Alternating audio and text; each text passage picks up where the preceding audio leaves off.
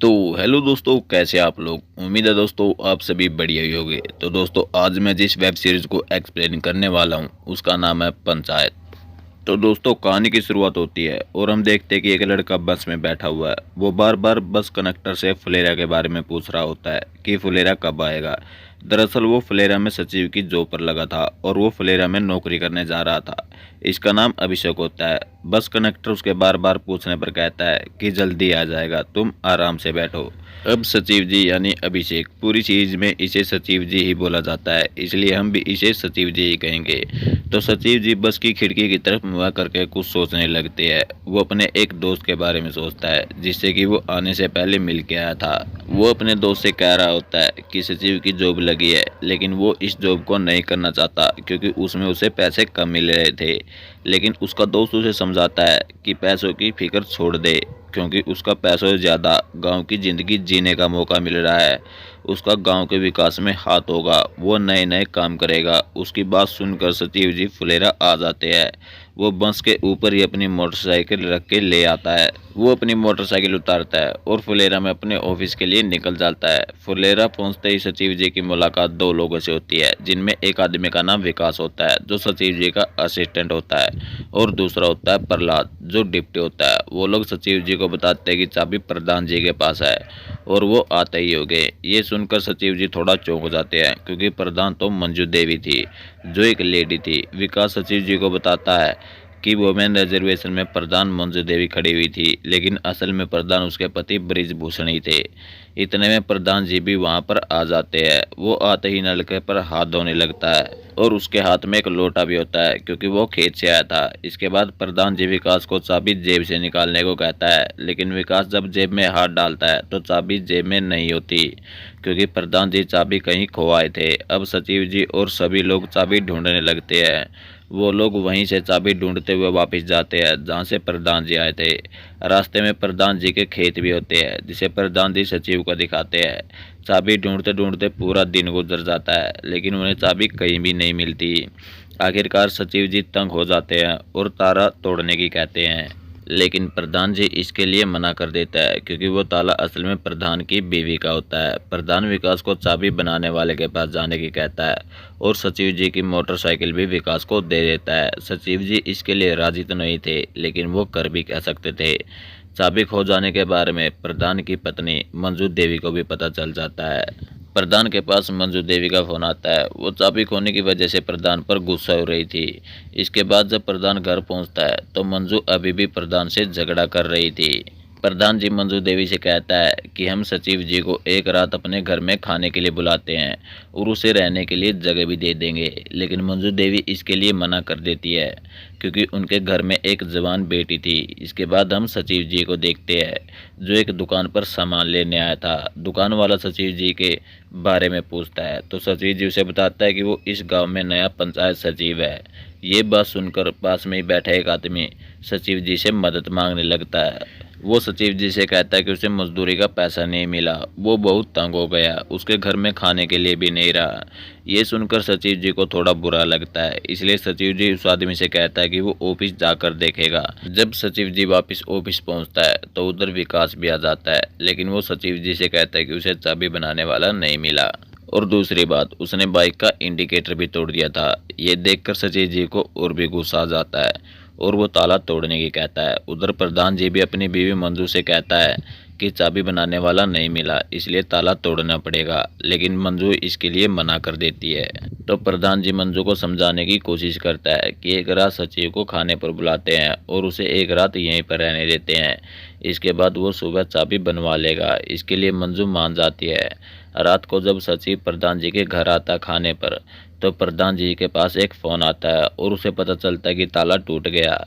जब प्रधान जी और सचिव जी ऑफिस पहुंचते हैं तो उन्हें पता चलता है कि ताला नहीं बल्कि दरवाज़ा ही टूट गया, क्योंकि ताला दरवाजे से ज़्यादा मजबूत था। अब सचिव अपनी सिचुएशन से बिल्कुल भी खुश नहीं होता और अपने दोस्त को फ़ोन लगाता है और उसे कहता है कि उसका यहाँ बिल्कुल भी मन नहीं लग रहा। वो वापस आना चाहता है, लेकिन उसका दोस्त उसे समझाता है कि आईआईएम में वर्क एक्सपीरियंस की ज़रूरत होती है, उसे ये जॉब कर लेनी चाहिए और वो ये जॉब करते हुए काम ख़त्म होने के बाद कैट की तैयारी भी कर सकता है।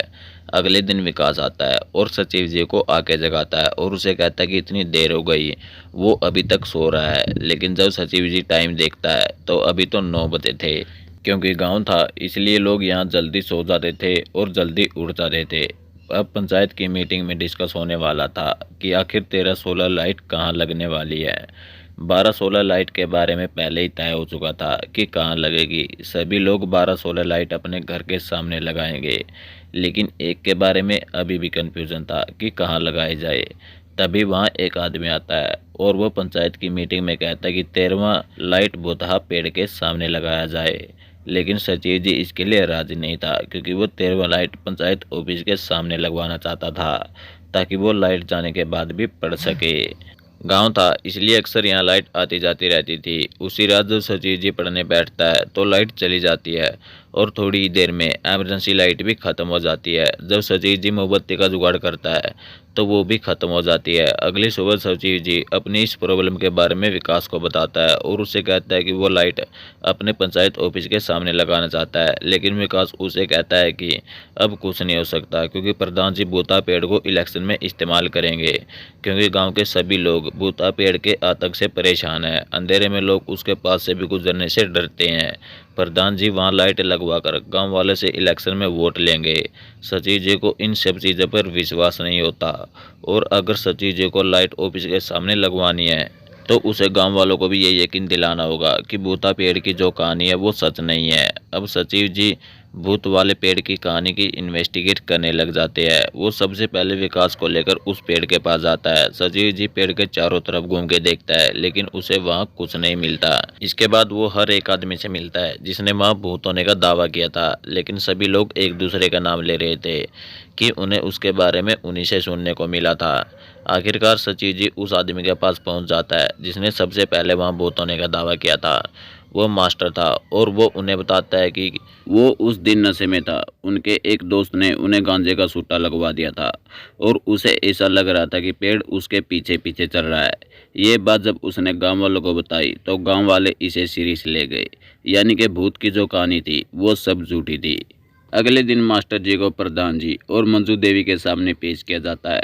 वो ये स्वीकार कर लेता है कि भूत की जो कहानी है वो सब झूठी है। ये बात सुनकर मंजू देवी मास्टर जी को पीटने लगती है, क्योंकि प्रधान जी ने उसे भूत के डर से वहां 2 बार गिराया था। भूत वाली प्रॉब्लम तो हल हो गई थी, लेकिन अभी भी प्रधान जी की इलेक्शन वाली प्रॉब्लम थी। इसका सचिव जी एक आइडिया बताता है। वो प्रधान जी से कहता है कि गांव वालों का डर भगाने के लिए प्रधान जी को उस पेड़ के नीचे 3 दिन तक सोना होगा। इससे लोगों में वहां भूत होने का डर भी भाग जाएगा और प्रधान जी को इलेक्शन में फायदा भी होगा। कि प्रधान जी ने गांव वालों के लिए वहां भूत भगाने के लिए अपनी जान को खतरे में डाल दिया। सभी को सचिव जी का ये आइडिया अच्छा लगता है। अब उसी दिन पंचायत ऑफिस के सामने लाइट लगाई जाती है। सचिव जी की लाइट वाली प्रॉब्लम हल हो जाती है। अब सचिव जी रात को उस लाइट के सामने पड़ सकता था। प्रधान जी उसी रात वहां सोने चले जाते हैं, लेकिन वहां कोई भूत नहीं था। इसके बाद सचिव जी अपने लिए एक नई कुर्सी लेके आता है, टायर वाली कुर्सी, क्योंकि पंचायत ऑफिस में जो कुर्सी थी वो पुरानी हो गई थी। अगले सीन में परमेश्वर प्रधान से मिलने आता है, क्योंकि वो अपनी बेटे की शादी कर रहा था और उसकी एक प्रॉब्लम थी कि दूल्हे की अलग रहने की जिद थी। वो बारातियों के साथ स्कूल में नहीं रुकना चाहता था। इसका प्रधान जी एक सलूशन निकालता है और वो सचिव जी को फ़ोन करके पंचायत ऑफिस शादी के लिए बुक करने की कहता है। लेकिन सचिव जी इसके लिए साफ साफ मना कर देता है। लेकिन प्रधान जी उसका बुरा नहीं मानते और कहते हैं कि वो उसे समझते हैं। लेकिन परमेश्वर प्रधान जी को भड़का के चले जाते हैं कि एक सचिव प्रधान जी की बात टाल रहा है। ये सब उस चक्के वाली कुर्सी की वजह से हो रहा है, क्योंकि ऐसी कुर्सी प्रधान जी के पास नहीं थी। इसके बाद शादी के लिए सचिव जी के ऑफिस को साफ करवाया जाता है, जो सचिव जी को अच्छा नहीं लगता, लेकिन वो कर भी क्या सकता था। यहाँ तक तो ठीक था, उस शादी में काम भी करवाया जाता है, लेकिन सचिव जी ऐसा नहीं करना चाहता था। तो विकास उसे बताता है कि यह गांव है, यहाँ जब शादी होती है तो सभी लोग मिलके काम करते हैं। अब रात को प्रधान जी प्रहलाद से उस कुर्सी के बारे में बात करता है, तो प्रहलाद उसे उसके लिए एक कुर्सी खरीदने की सलाह देता है। इससे प्रधान जी सचिव जी के बराबर के हो जाएंगे, लेकिन प्रधान जी को उसके बराबर का नहीं बल्कि उससे बड़ा बनना है। अब रात को दूल्हा पंचायत ऑफिस में आ जाता है, उसके साथ उसके दोस्त भी होते हैं। सचिव जी दूल्हे को खाने के लिए इंतजार करवाता है, जिसे वो अपनी बेइज्जती समझता है। और जब सचिव जी दूल्हे को खाना परोसते हैं तो दूल्हा खाना बाहर खाने की जिद करता है। सचिव जी उसे कुछ नहीं कहता और आराम से दूल्हे और उसके दोस्तों के लिए बाहर कुर्सी लगा देता है। दूल्हे को कुर्सी कुछ कंफर्टेबल नहीं लग रही थी, इसलिए दूल्हा उसकी वो चक्के वाली कुर्सी की डिमांड करता है। सचिव जी उसकी ये बात भी मान लेता है और उसके लिए कुर्सी ला देता है। अब दूल्हा उसकी पन्नी भी फाड़ने लगता है, क्योंकि बैठते वक्त चर चर की आवाज़ आ रही थी। इससे सचिव जी गुस्सा हो जाते हैं और दूल्हे को इंग्लिश में असहोल बोल देते हैं, जिसका मतलब होता है गांड का छेद। इस बात पर दूल्हे का बाप ऑब्जेक्शन उठाता है कि सचिव जी ने उसे गांड का छेद बोल दिया, तो सचिव जी उसे कहता है कि इसका दूसरा मतलब बेवकूफ़ होता है। लेकिन कोई दूल्हे को बेवकूफ़ भी क्यों बोलेगा। अब इसका फैसला ये होता है कि दूल्हा भी उसे वापस गाली देगा। इसके बाद दूल्हा सचिव जी को गाली देता है, लेकिन वो झगड़ा यहीं ख़त्म नहीं करता। वो कहता है कि उसे दहेज में सचिव जी की वो चक्के वाली कुर्सी भी चाहिए, नहीं तो वो शादी नहीं करेगा। अब सचिव जी के पास कोई दूसरा ऑप्शन नहीं था, इसलिए उसकी चक्के वाली कुर्सी को गाड़ी में लोड कर दिया जाता है। और प्रधान जी भी यही चाहते थे कि उस चक्के वाली कुर्सी से पीछा छूटे। वो सचिव जी से कहता है कि वो उसकी कुर्सी ले ले।